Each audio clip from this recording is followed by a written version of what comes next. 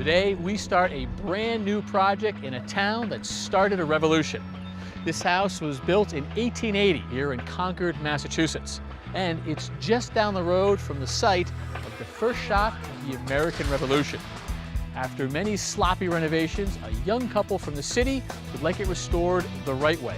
And we've got just the team for the job. There it is. What happened to all this plumbing here? I've never seen anything like this before. There's already rot going on in that trunk. So what have you found up here? Well, a bit of a surprise.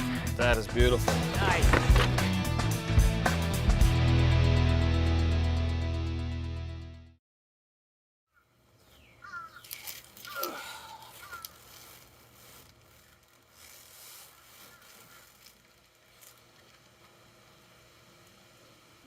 Listen, my children, and you shall hear. Listen, my children, and you shall. Listen, my children. Must get to Concord. Must get to Concord. Must warn farmers in Concord. Must warn Concord. Must warn farmers in Concord. Must warn Concord.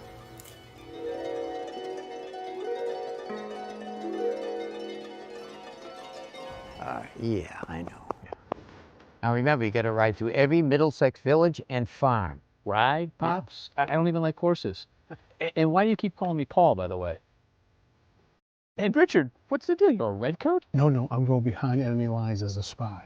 And if the British march by land or by sea from town tonight, I'll hang a lantern aloft from the belfry arch of the North Church Tower as a signal light. Yeah, and remember, it's 1 if by land and 2 if by sea. 2 if by sea. Don't forget, Richard. Okay, I got it. Pops, what about you? What are you doing? Don't you worry about me, Sonny. You keep the feet in the stirrups. You got a 13-mile ride to Lexington, so get going. Right, you gotta go on from there to Concord and warn everybody. I'll send you a signal. 15 miles. Did you not hear me? I don't like horses. Get going. All right, 1 if by land. 1 if by land. Wait. 1, 2 by 1. No, you definitely didn't say 3. So 1 if by land, 2. So 1. How the heck?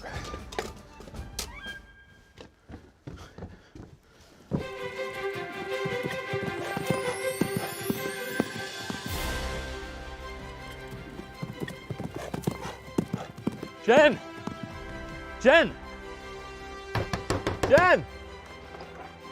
What? Quick, get your menfolk. Menfolk? Or you can come. That's right. I got this. All right, let's go. Forget them anyways. They're gaming. Fortnite? Yep. Must get to Concord. Must get to Concord. Hey, Charlie. Johnny, yeah, I know the weather's nice down there, but I need you in Concord starting tomorrow. We just got the building permit, and we need to get this place weather tight. I'm on my way. All right, perfect, thanks.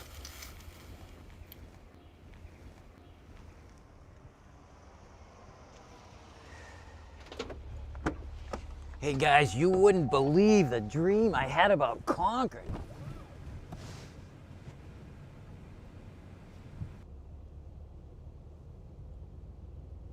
What?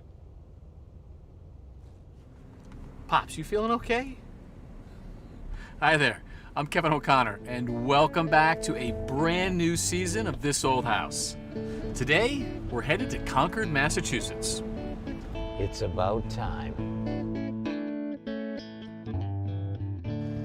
Well, and there it is. Look at that. Nice. So the house was built in 1880, and it started off just as a little tiny cape right there. But our homeowners who live in the city, they've got a growing family, so they figured it's time to come out to the suburbs. Well, it's a classic look. It is. All right, we're gonna let you guys go and check out our departments. I'm gonna check out the landscape. And I'm going to the basement. And we're gonna meet the homeowners. You know, I think Tommy's been in the sun a little bit too long. That or a little too much social media. Hello. Hey. How are you? Great, how are you? Lincoln, Megan, nice to meet you guys. Nice to meet you as well. Welcome. Thank you. So tell us your story. How'd you end up here? So I grew up in the area. I always loved this horse farm that was next door. And then this house became available and it just felt kind of like fate. Yeah. So we live in the city with our son, he's 2, and we realized that we really wanted to find a place where we could grow with our family, where we could be outside, especially with COVID. Turns out being in an apartment is pretty crampy. Yeah. So we decided it was time to start thinking about a move. Okay, and so you both work in the city, so now you're going to sort of live here and commute back into there. Exactly. Yeah. That'll be a change. Yeah, as the world is moving more towards telecommuting, though, it is a lot more helpful to be able to not have to go in a couple days a week. Right. So we'll be able to work from here. Okay. The new normal.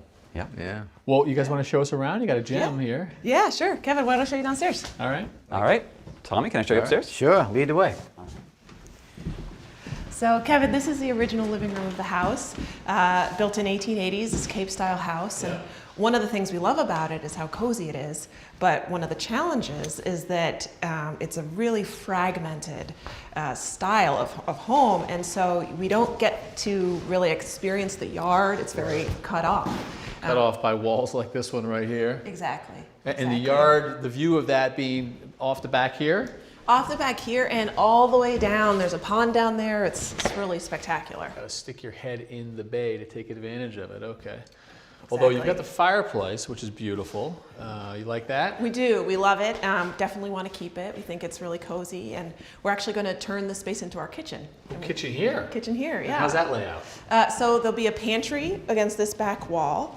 The walls here are coming down, and this whole wing over there is actually coming down. And so the pantry wall right here, kitchen forward? Yep, pretty much. So basically where you're standing will be our stove. Right. Then we'll have an island that's here. The sink will be about here. That will stretch into what's currently the dining room. Right. And then you say it sort of comes into this room. Right. We think that this area here was probably put on in the 50s, as with sort of the extension of the living room. And so it's currently being used, or was being used, as the dining room. It's not a bad room. The floors are a little different. Yeah. So that was definitely something that we would want to get rid of. We actually really like the big windows here. Yeah, this is the view that you want to take advantage of, so it's sort of accomplishing that. Yeah, it is. And I think what we're hoping to do is actually open this up and put in a new great room that extends farther out into the yard. So push the building out sort of to where the deck is, or maybe beyond. Right, exactly. A little bit beyond, we'll have a new deck that will really help bring the outside in. Okay, and then does the dining room sort of eating area stay here, or this kitchen spills into just a big great room? So this will be, the kitchen will spill in here, and then it'll just spill into the great room. Right, because you said the dining room table's over there. Yep. All right. Yep. And so the old kitchen, and speaking of dated, you get that with the old kitchen. I mean, you know, functional and all, but clearly could be updated. Yeah. It's perfectly fine, but doesn't exactly match our dream for our kitchen. Yeah. You know, I think even just the fact that there's no place for our family to be in here, there's no sort of eat-in opportunity, everything's just a little dated. So yeah, you can definitely update this. You can do better. But again, kitchen sort of. So what does this space become? So it's actually going to become an entry. So nice. We're putting a covered porch right about there, and so the entry door will be here, and you can either walk in and go into the great room, or straight down that hallway over there. Control the traffic, little mudroom. Yeah. Got it. And then you said that another addition back in this direction? Yes, exactly. So this wing was put on in 1980. This is used as a sunroom, living room. This is the side entry here. We have this lovely laundry room. Oh, okay. So washer, dryer up top. Yeah, it's very easy to use.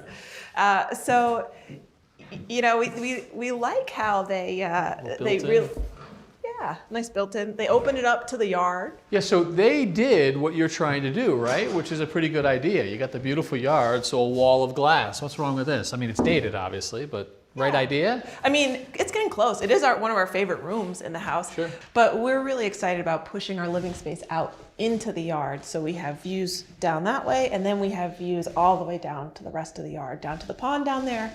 Which are blocked from here because of this, which is what? Exactly. So this is a garage.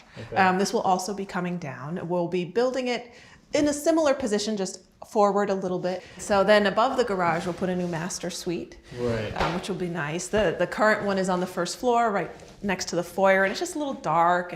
And so we're going to take that, divide it into 2 rooms. One will be a home office, one will be a music room or a den. Okay.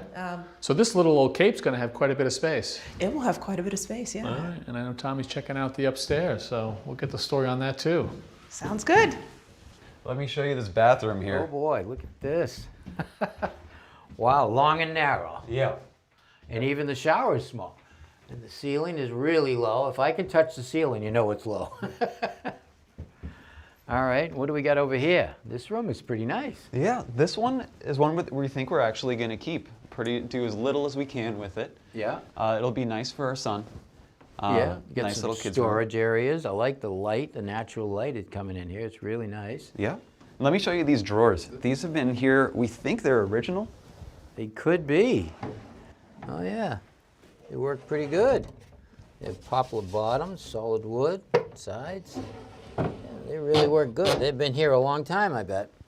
Let me show you the second real bedroom in here. This is a nice room. All the natural light. It feels nice and airy because of this section of it is so high. Yeah, we love it. And we're going to keep most of this more or less the same. The big change is going to be we're going to add in a hallway over here so that we can connect to the new addition. You're right, the new addition. So the hallway will come out, take it here, and then you could probably, if you needed to, you could make a closet somewhere, maybe in this space.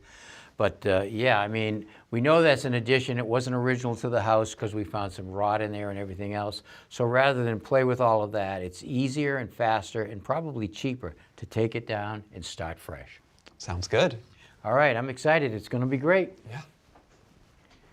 You can see that our house sort of sits up high on this hill, and at the side yard, which they want to get a view of, is expansive. Andrew, nice to meet you. Nice to meet you, Kevin. So the house is kind of deceiving. You know, from the front, you really just get that old traditional Cape look.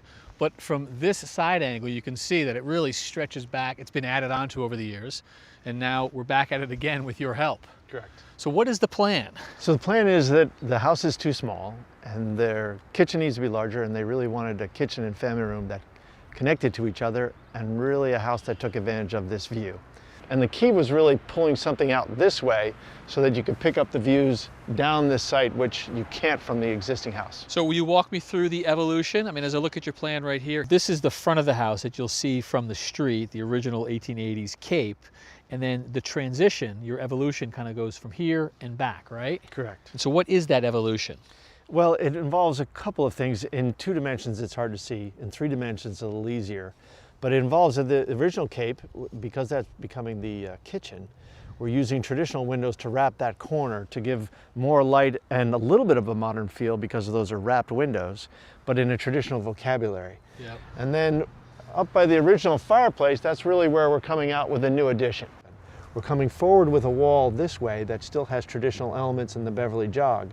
But by the time we've gotten to the new addition, we've got a very modern corner of glass with butt glazing, and then it really transitions into a much more modern addition where there's floor-to-ceiling glass. Bumps out this way. Correct. I'm noticing a roof line that's higher than we have right here. And is this the space that Lincoln was telling us about, the ability to get from the front of the house to the back house, the new addition? Correct. In order to take advantage of the views, we have the master bedroom and Megan's office back here that looks across the terraces of stone. But this is our connector where we sort of want to separate the 2 volumes, and the roof drops down. Right. And it's essentially a walkway between the 2. So when the public passes this house in the front, they're going to see traditional Cape. And a person's going to have to be invited into the house or invited into the yard to see the addition, the modern elements here, right? Yes, very intentional that we wanted to evolve from the inside and draw you through. Yeah. So there's always a sense of something else, and the space opens up and draws you to explore. Great. And from the outside, we wanted to evolve so that it never feels like it's a harsh transition. But there's a little hint that modern glass on the corner is meant to say, well, there's something going on there. Maybe you want to go find out what that is. Well, we're excited to see that evolution, and we appreciate your help. So stick with us, and we'll follow along. Happy to be here. Thank you, Andrew.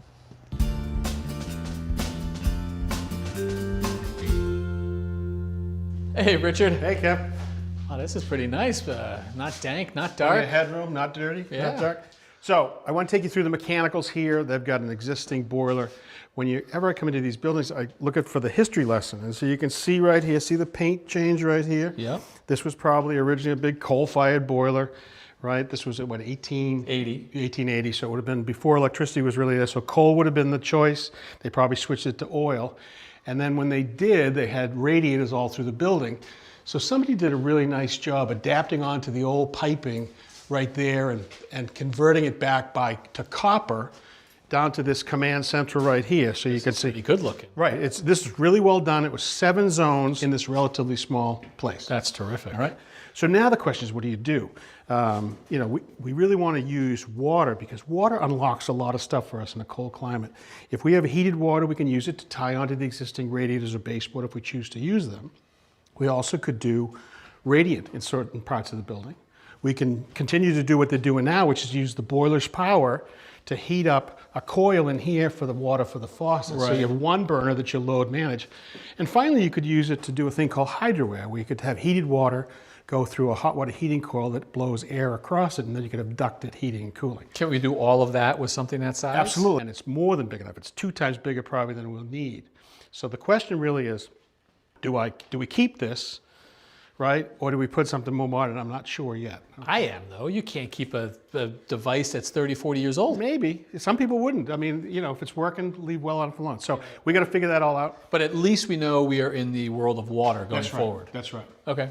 All right, and speaking of water, there's a full-size water main. We're good that way. We don't have to change that. And I really want to call out, one of the best things I saw in this house is right here. Look at you. A main water shut-off. You shouldn't be allowed to buy a house without knowing where to shut the main water off. You have been preaching that for decades. Absolutely. Well, you got to know where it is when there's a panic. Somebody finally listened. So I got one more thing to show you upstairs.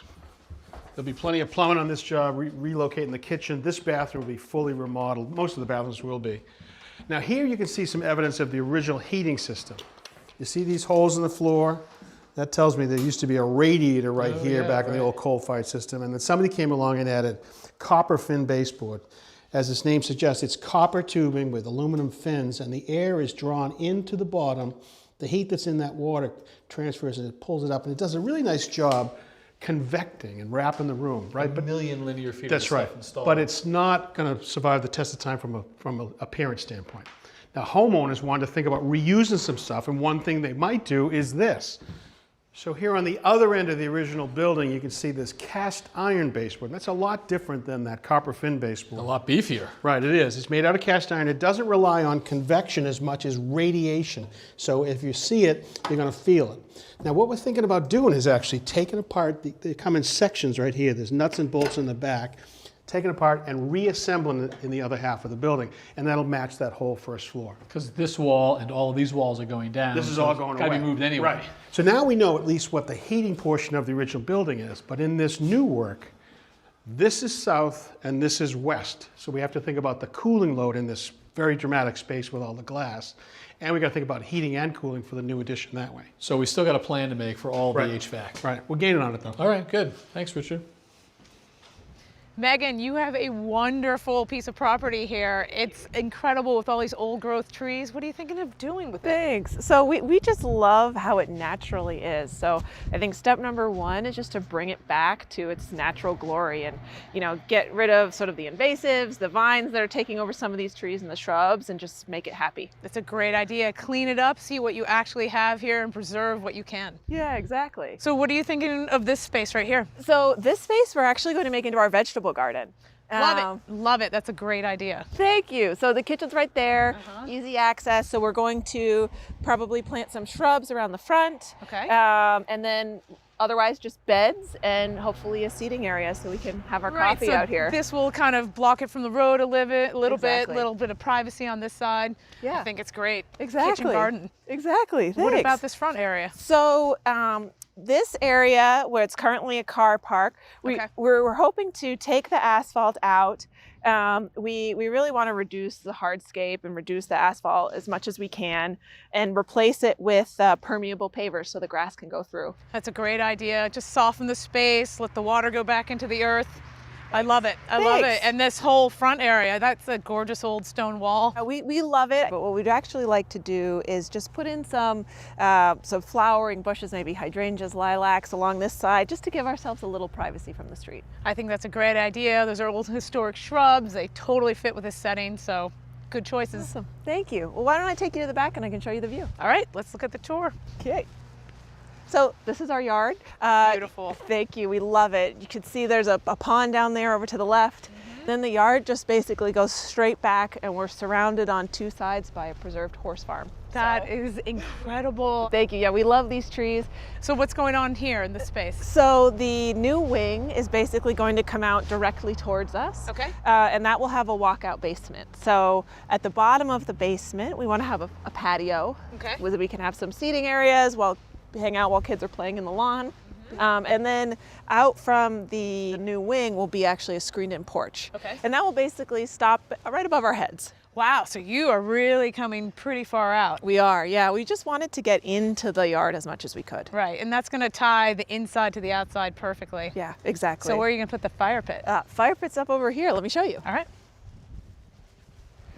So this area of the property, we have these 3 terraces that are separated by stone walls, and we love it. We feel like it's been here for hundreds of years. They look like they've been here for hundreds of years, but I love that. Awesome, thanks, us too. And so what we really want to do is we want to just clean it up. We're going to clean up probably all of the overgrowth around here, replace it with some sort of native ground cover, take the shed, clean it out, and actually put it up in the woods so it's a play destination for our kids. Such a great idea. You thank could create a whole little trail system in here, and they could go explore while you're chilling out at your fire pit. I really love you're going to preserve what's here and keep it natural. Awesome, thanks, us too. All right, Kevin, let's put this safety fence down. So we've got material delays that we're going to have to deal with. What about things you're excited about? What do you like about it? I like that it's not a complete gut reno. We're going to be saving, some existing walls in this house, some of the wiring, probably some of the plumbing, the heating for sure, repurposing some of the heating. Hey So, guys, What's pretty going good. on? So Jen, what do you think? We're protecting this plant here for you, the tree You here. better be protecting my tree here. So you're 10 feet out from the drip line, looks like. Yeah, that's what I was told. It's perfect. It's perfect. Thank you for respecting. So Thanks, Megan, your thoughts? I mean, are you nervous? This is a big project. Yeah, we're nervous, we're excited. It's by far the biggest thing we've ever done, but it's gonna be awesome. You've never owned a house before. Never a house, always apartments. So you guys are diving in with home ownership, new kid, and a big renovation. Yep. Yeah, the trifecta, why not? And you are primarily behind this decision to make sure that we can save what we can, and if we can't, it goes, where's it going? So we have a couple things. I think there are things we're going to reuse in the house when we can. The things that we can't reuse in the house, we're going to send to Haiti to some families that live there. Oh, nice. Who could really use it. So. Yeah. All right. Good. Well, here you go. Here's your first thank task. Help you. Charlie out right there. So we are excited to be back here in Concord, and next week we're going to get busy by moving those radiators and baseboard around, as well as shipping things wherever they may end up, Haiti or elsewhere. And so until then, I'm Kevin O'Connor for all of us here in Concord, Massachusetts, with a brand new project. Next time on This Old House. There is no way we're going to throw away this beautiful old cast iron radiant baseboard. We're going to take this cast iron baseboard and repurpose it in that other part of the building that has the copper fin baseboard. Yeah. Getting rid of that. There's nothing wrong with these doors, so they're going to end up in a new project instead of a dumpster. What is it going to take me to get in this machine and have you show me around? We're here right now. You got no choice. I'm in your face.